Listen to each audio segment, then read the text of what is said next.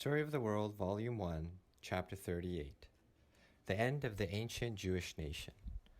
The Destruction of the Temple. You had earlier heard about Jesus, who came to the earth by a virgin birth and who died on the cross at the hands of Jews who were jealous of him. Of course, it was the Romans who ended up putting Jesus to death, but it was because the Jews requested that of them. You'd also heard about how the Jews hated Roman rule. They wanted to be free. They had been ruled by other countries for many years. Do you remember the father of the Jewish people? His name was Abraham.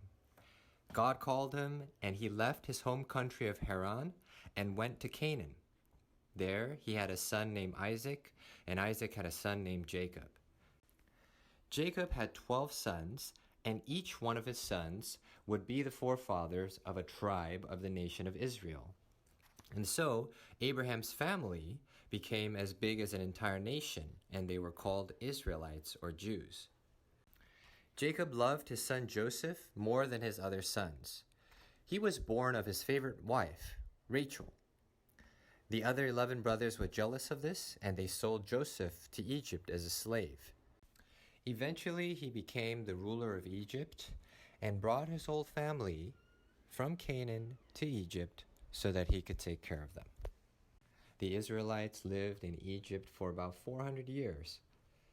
They had children, they grew into a large nation of over 2 million people, but they were enslaved by the Egyptian Pharaoh until Moses came along and led them out of Egypt back up to Canaan.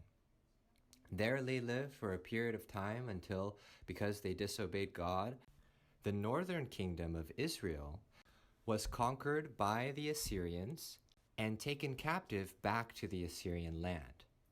Later on, the southern kingdom of Judah, also because of their disobedience to their God, would be taken captive by the Babylonians and Nebuchadnezzar, their king. 70 years later, the Persian king Cyrus the Great gave the Jews permission to go back to their land in Canaan. The Jews had moved around the ancient world for hundreds of years. After Cyrus allowed them to go home, they hoped that they would finally get to stay in their own country and live in peace. But now they were being ruled by Rome. The Romans were telling them what to do. The Romans were forcing them to pay high taxes. Finally, the Jews refused to obey any longer. They set fire to the house of the Roman ruler of Judea. Armed groups of Jewish men attacked Roman soldiers. Fighting between the Jews and the Romans in Jerusalem grew worse and worse. When the Roman Emperor Titus heard what was happening, in AD 70, he finally brought an army to Jerusalem, the capital of Judea, laid siege to the city, and then destroyed it. Jerusalem was the most important place to the Jews. Inside the city was the temple, the place where they worshiped God. But when the Roman soldiers attacked, they burned down the temple. Inside the temple were many beautiful decorations made of gold and silver.